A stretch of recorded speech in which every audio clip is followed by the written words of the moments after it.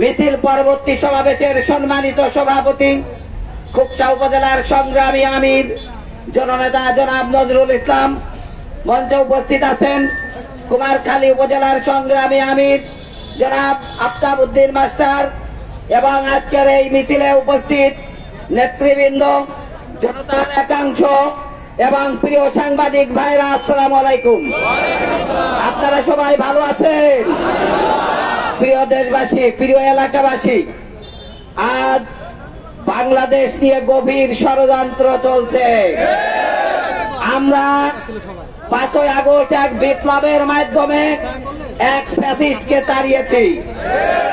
যদি কেউ আবার বাংলাদেশ নিয়ে ষড়যন্ত্র করে, আবার আমরা রাস্তায় নেমে আন্দোলন করব ইনশাআল্লাহ। রাজি আছেন তো আপনারা? প্রিয় দেশবাসী, বাংলাদেশ জামাতে ইসলামী কারোর বিরোধিতা করার জন্য আন্দোলন করে না। বাংলাদেশ জামাতে ইসলামী কারোর বাড়ি ভাঙচুর লুটপাটের আন্দোলন করে না। বাংলাদেশ জামাতে ইসলামী এই দেশটাকে একটা কল্যাণ রাষ্ট্র বানাতে চায়। বাংলাদেশ জামাতে ইসলামী এই দেশটাকে একটা ইনসাফপূর্ণ দেশ হিসাবে দেশের মানুষকে উপহার দিতে চায়। প্রিয় দেশবাসী,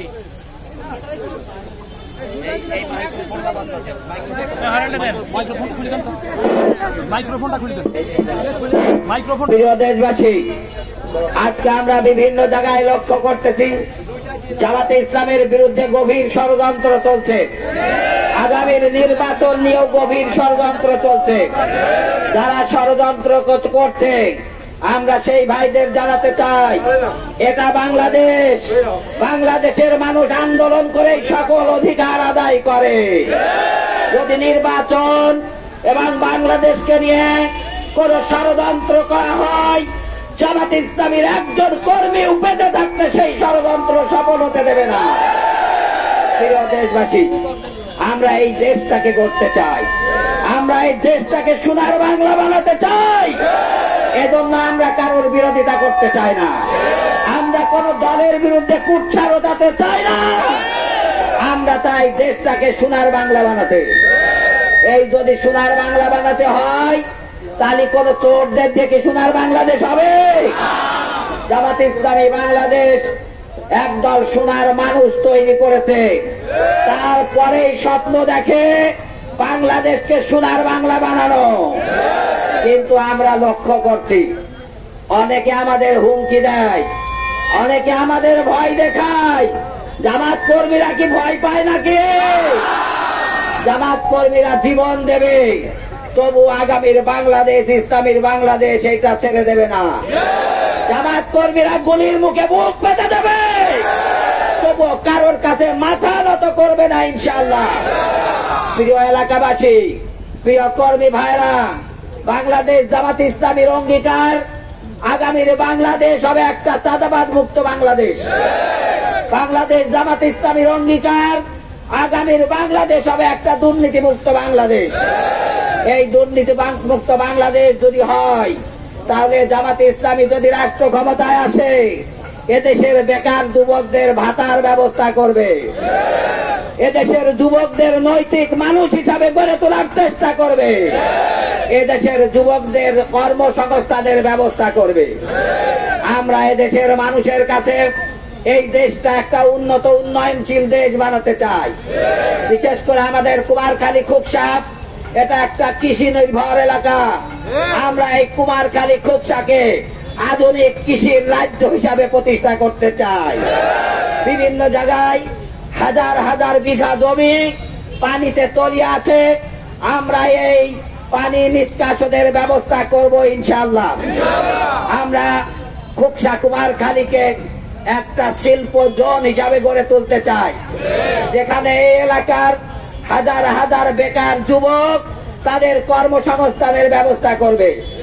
প্রিয় দেশবাসী, বাংলাদেশ জামাত ইসলামী এই সকল পরিকল্পনা নিয়ে আগামীর রাষ্ট্র ক্ষমতায় আসতে চাই।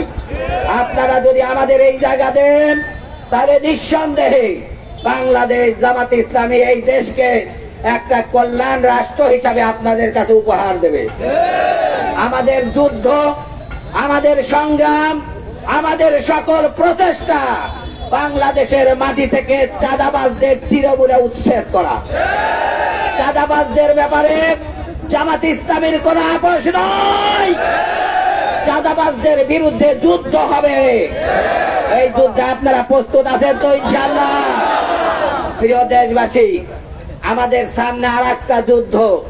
সেই যুদ্ধ হচ্ছে আগামীর নির্বাচনে এদেশের পার্লামেন্টকে ইসলামকে আমরা পাঠাতে চাই। আপনারা সেইটা করতে রাজি আছেন তো? এজন্য আপনাদের এখন থেকে কাজ করতে হবে। আমাদের কোন মানুষের